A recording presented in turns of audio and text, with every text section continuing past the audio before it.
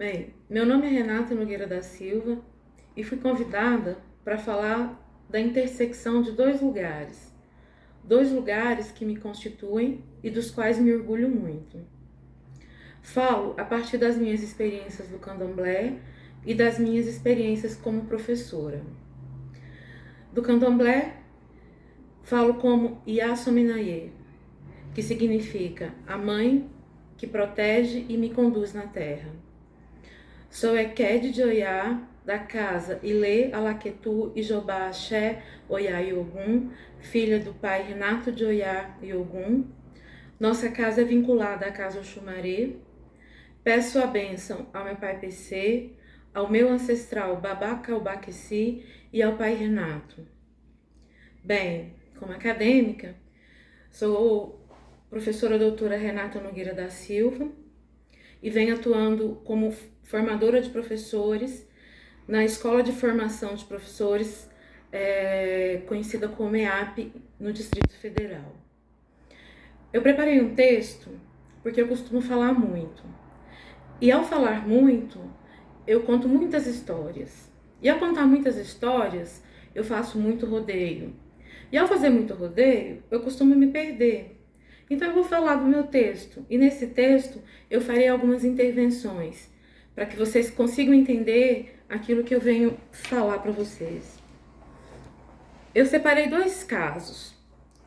E com esses casos eu pretendo mostrar de que modo a Lei 10.639 está relacionada com um conjunto de valores e moralidades de uma comunidade na qual uma determinada escola está inserida, do que também da vontade e interesse pedagógico de um corpo docente. Ou seja, a implementação da lei depende não só da vontade do corpo docente de uma determinada escola, mas também da relação que se estabelece com a comunidade na qual essa escola está inserida.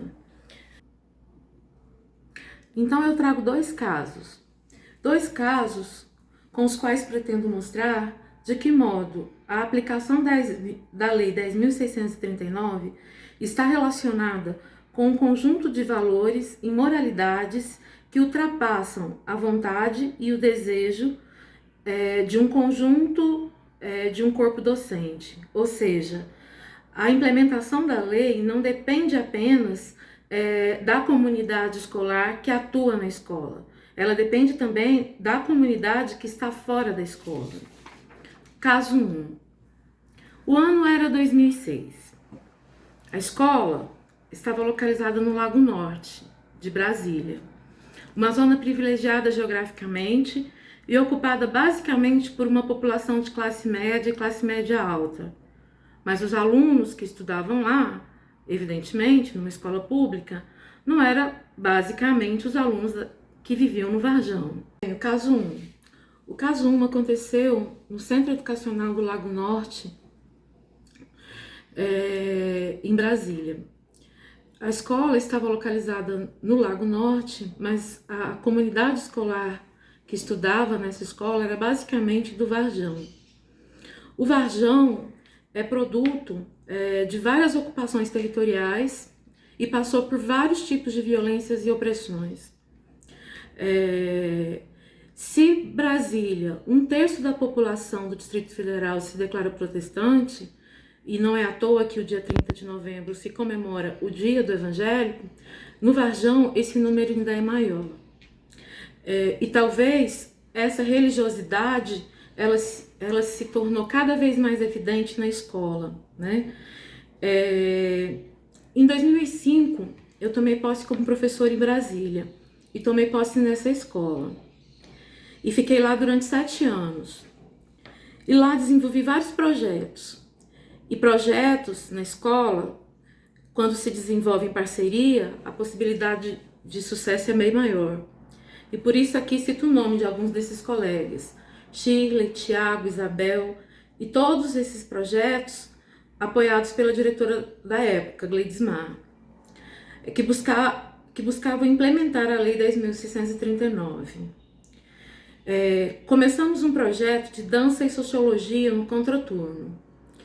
Esse talvez tenha sido um divisor de águas na minha profissão e na minha formação como professora. Conseguimos a maior sala da escola. Conseguimos colocar um espelho. Decoramos a sala e abrimos as inscrições. Era um projeto dentro do projeto da escola integral, mas era voluntário, não valia nota. Mas aos poucos a sala foi se enchendo.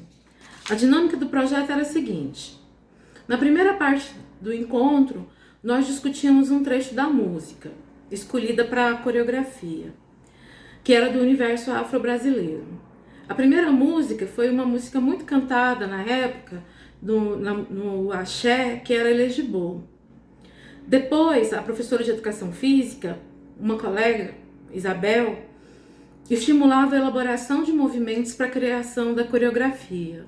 Ou seja, a coreografia era criada a partir dos estudantes, com os estudantes. Não era uma coreografia pronta.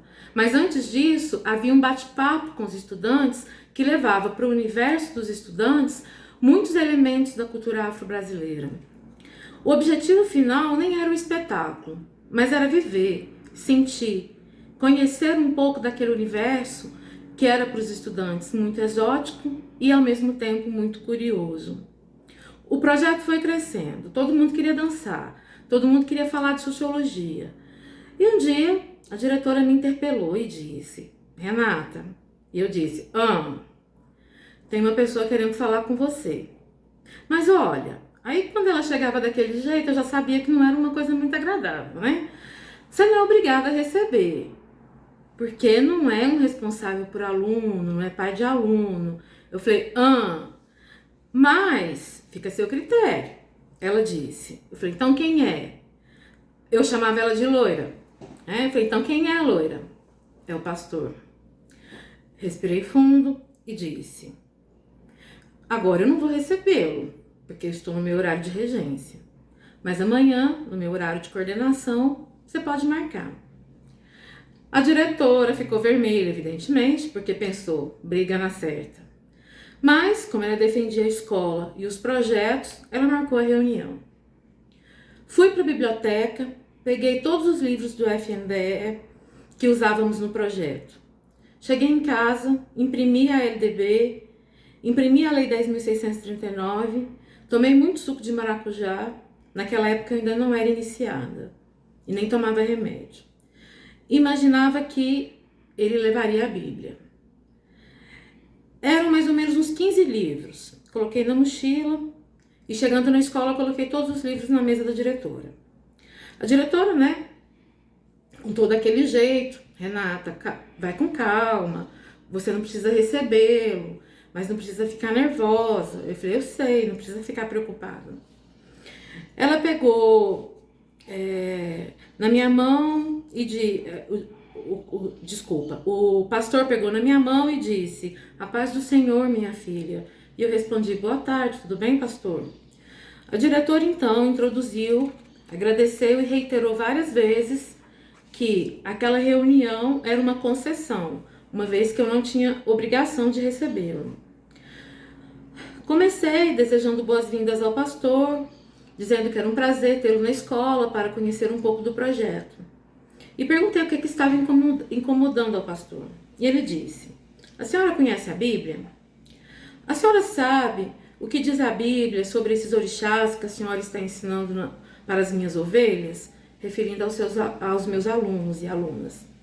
Eu disse: olha, pastor, com todo respeito à religião do senhor e ao senhor, nas minhas aulas de sociologia, a Bíblia é um objeto de estudo, como todos os outros livros que nós estudamos. Entendo a dimensão sagrada e a respeito como tal, mas aqui nós trabalhamos a partir de outros princípios. Ele argumentou que alguns membros da sua igreja estavam questionando a fé e que eu era responsável por isso, e que isso era muito perigoso. Falei: que bom, pastor, questionar é sempre bom. Aqui estão os documentos norteadores do nosso projeto. Estamos apenas cumprindo uma lei. Nosso ensaio acontece no dia tal, a nossa apresentação acontecerá em tal dia. Não ensinamos religião nenhuma, nem a minha, que não tenho, e nem a do senhor. Depois disso, teve um abaixo-assinado para acabar com o projeto e para me tirar da escola. Algumas pessoas saíram do projeto, o pastor passou a frequentar nossos eventos e começamos a dialogar com a comunidade. Por que eu trago esse caso aqui? Esse caso ele é importante porque ele nos mostra que para implementarmos a Lei 10.639, precisamos virar o espelho. Somos alvos de violência, opressão e discriminação quando colocamos na escola discussões sobre religião de matriz africana, quando colocamos na escola mitologia afro-brasileira. Mas se não abrirmos o diálogo com os estudantes de outras religiões, não vamos acessá-los. Não vamos conseguir mostrar as possibilidades de conversas, e aqui não estou falando de ecumenismo, estou falando de diálogo. Estou falando que enquanto não parei e escutei as minhas estudantes evangélicas, elas não me escutaram. Facho não é. A lei não é para converter ninguém. A religião de matriz africana nem tem essa pretensão. Os entraves precisam ser derrubados de ambas as partes. E a lei só será implementada a partir do momento que o diálogo acontecer.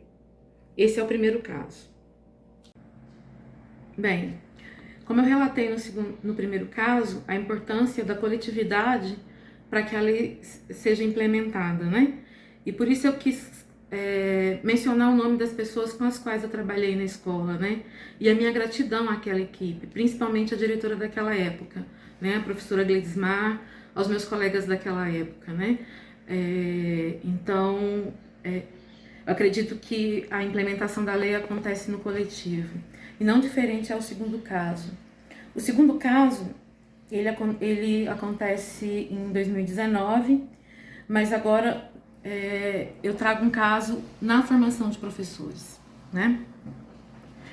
Em 2019, eu retorno para a EAP como parte da equipe da diversidade, dentro dos eixos transversais da Escola de Formação dos Profissionais de Educação do Distrito Federal. E no segundo semestre de 2019, eu e a professora Ellen Sintra oferecemos 2 cursos relacionados à implementação da Lei 10.639, repensando as relações étnico-raciais na escola, e mestres e mestras griots na formação de professores e professoras, saberes tradicionais e escolares. Bem, esses cursos, eles tinham como objetivo produzir e compartilhar conhecimento sobre africanidades e cultura afro-brasileira. O curso Mestres e Mestras Griots foi um dos grandes desafios que enfrentamos do ponto de vista ético, moral e até de justiça. Eu e a minha colega Ellen entendíamos que a implementação da lei passava pelo diálogo horizontalizado com a comunidade que produzia e reproduzia saberes de matriz afro-brasileira. Queríamos não apenas falar desses conhecimentos nos cursos, mas demonstrar que esses conhecimentos são produzidos a partir de outras pedagogias e que podíamos não só aprender com eles, como também estimular o conhecimento dos nossos estudantes a partir daquelas pedagogias. No plano ideal, nós pretendíamos dominar o mundo. Tínhamos parceiros para isso, a professora Lucrécia, a professora Lívia, o nosso gerente Christopher. A gente só queria dominar o mundo. Planejamos várias coisas, entre as quais a circulação de saberes, entre diferentes localidades. A gente queria, então, alugar um ônibus e trazer o projeto cultural Filhos da Luz lá de Tiutaba para cá. Trazer um grupo de samba de roda para cá. Mas, na realidade, a gente conseguiu fazer algumas coisas. Conseguimos trazer o capitão idealizador do Filhos da Luz, o capitão William. Conseguimos trazer o artesão da Chapada dos Veadeiros, o Ivan. Conseguimos trazer uma mãe de santo, a mãe Ana. Conseguimos trazer um pai de santo da Umbanda, o pai Cris, que por coincidência era o nosso gerente, né? Então ficou fácil fazer essa negociação. Mas o nosso dilema moral, Como remunerar essas pessoas? Essas pessoas produziam conhecimento que nós queríamos levar para os nossos cursos, mas essas pessoas dedicavam um tempo para produzir esse conhecimento. Eu e a Ellen, quando propunhamos o nosso curso, o que nós estávamos fazendo? Nosso trabalho, nada mais que isso. Estávamos no exercício da nossa profissão. Quando lá no caso da escola do CEDILAN, quando eu propus o curso, o projeto no contraturno, o que eu estava fazendo? Cumprindo uma lei, só isso. Embora pareça muito, quando nós fazemos isso, nós estamos cumprindo a lei e fazendo o nosso trabalho, nada mais que isso. Ao fim e ao cabo, a gente só está cumprindo uma lei e desempenhando o nosso trabalho. Quem não faz, que está fazendo errado. Mesmo as pessoas de Brasília com as quais nós convivíamos, elas tiravam tempo, elas dedicavam um tempo para preparação, elas se deslocavam, e quem mora em Brasília sabe o que é um deslocamento em Brasília, para tirar e ensinar para nós um pouco daquele conhecimento. E nós não tínhamos como remunerar. Pelo contrário, muitas vezes nós poderíamos gerar prejuízo para elas. E aqui eu não estou falando só da situação da escola de formação. Eu estou falando de situações que acontecem nas universidades, estou falando de situações que acontecem nas escolas. Foram dias e dias eu e a Ellen discutindo. A escola de formação não prevê recurso para isso, né? Mas nós conseguimos as passagens tanto do Ivan quanto do William, né? E nós conseguimos garantir o pagamento simbólico de diária para os dois. E por que para nós isso era importante? Porque nós somos remuneradas, nós recebemos pelo trabalho que nós fazemos. E nós consideramos que uma forma de horizontalizar e circular saberes é também remunerar os nossos pares. Acredito que, para conseguirmos falarmos de cultura africana e afro-brasileira na escola, seja na formação de professores, seja na escola básica, seja na universidade, precisamos levar a sério o que nós tanto falamos de princípios de circularidade e horizontalidade de saberes. Precisamos criar mecanismos para valorizar para além da folclorização. Não basta levar um grupo de capoeira para apresentar na escola. Não basta levar um grupo de congada para apresentar na escola. Essas outras formas de saberes que nós, acadêmicos, estudamos, elas também precisam ser valorizadas de outras formas. Elas também precisam ganhar espaços de outras maneiras. As pessoas com as quais dialogamos, assim como nós da academia, dedicam tempo de suas vidas para fazer o artesanato, para fazer a dança, para fazer a congada. E tirá-los desse espaço sem remuneração, de alguma forma, não sei se estamos fazendo justiça epistemológica. Essa é uma provocação. Não tem resposta para isso, mas tem pensado sobre isso. Eu sei que devemos procurar junto, se quisermos de fato, construirmos espaços dialógicos de produção de conhecimento. Diferentemente do caso 1, em que eu falava como professora no exercício da minha profissão, aqui, no caso 2, eu falava como EQED, eu falava como formadora, agregando um outro papel, um papel de candomblessista, um papel de EQED de Oiá. A filha de Oiá, que completou 1 ano de santo e passou o seu preceito dando um curso, que enfrentou os olhares curiosos de quem me via com a minha de longa, mas não ousava perguntar, que me via com um pano branco na cadeira, mas que não me perguntava por quê. A religiosa que andava de ônibus e tinha o privilégio de fazer a viagem toda sentada sozinha, porque as pessoas evitavam sentar perto de mim. Quem anda de ônibus em Brasília sabe que sentar já é um privilégio. Sozinha, então, passei por situações de não ser atendida num restaurante. Mas nesse mesmo restaurante, também uma senhora me pediu a bênção numa quarta-feira. E no último dia do meu preceito, numa sexta-feira, descendo na minha parada de ônibus, um rapaz se aproximou e me tomou a bênção. Uma lei não se aplica de cima para baixo. Ela precisa ganhar corpo, ela precisa ganhar forma, ela precisa ter vida, ela precisa ter sangue correndo.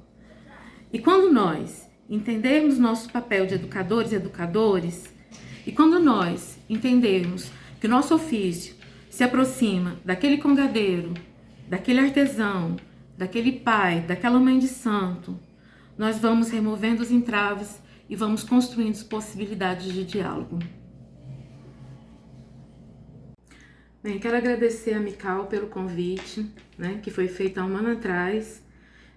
Tínhamos vários planos para esse evento, né, Mical? E a pandemia não nos permitiu fazer as coisas da forma que você idealizou, mas o Babá Anderson, né, a bênção, meu pai. Quero dizer que foi uma grande alegria participar desse evento, parar para pensar, né? Eu acredito que grandes trocas e experiências serão possibilitadas pelas reflexões desse evento, né? Quero também cumprimentar, né, agora ao final, a professora doutora Tatiana, com quem eu dividi a mesa, né? A qual cumprimento também pelo trabalho que ela vem desenvolvendo nessa temática. Quero agradecer a possibilidade, né, de sempre retornar à UFA, a universidade na qual eu me formei enquanto cientista social. É sempre um prazer retornar. E é sempre um prazer retornar, falar de antropologia e falar de candomblé, né? E dizer que as questões que eu trouxe são questões que eu gostaria de discuti-las, né? E infelizmente nesse ambiente nem sempre a gente pode discutir. Agradeço imensamente a possibilidade de fazer parte de um evento que traz questões tão pertinentes, né? E dizer para o Babá Anderson que a forma como ele leva, né, a forma como ele inverte, né, que ele leva as pessoas para o terreiro, né, eu acredito que seja uma possibilidade de invertermos essa lógica de exotização, né. Acredito que é uma forma de pensar, de virar o espelho, como eu falei, né, durante a minha fala, que levar talvez os grupos para as escolas não tem sido produtivo, mas quem sabe levar a escola para os terreiros, para os quartéis, para os grupos de capoeira, né? Isso pode render outros aprendizados, né?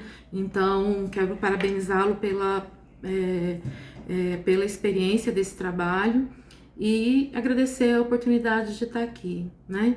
Então, a bênção, Babá, meu pai Renato, a bênção, Babá Anderson e a toda a comunidade de santo que está aí nesse evento. Muito obrigada.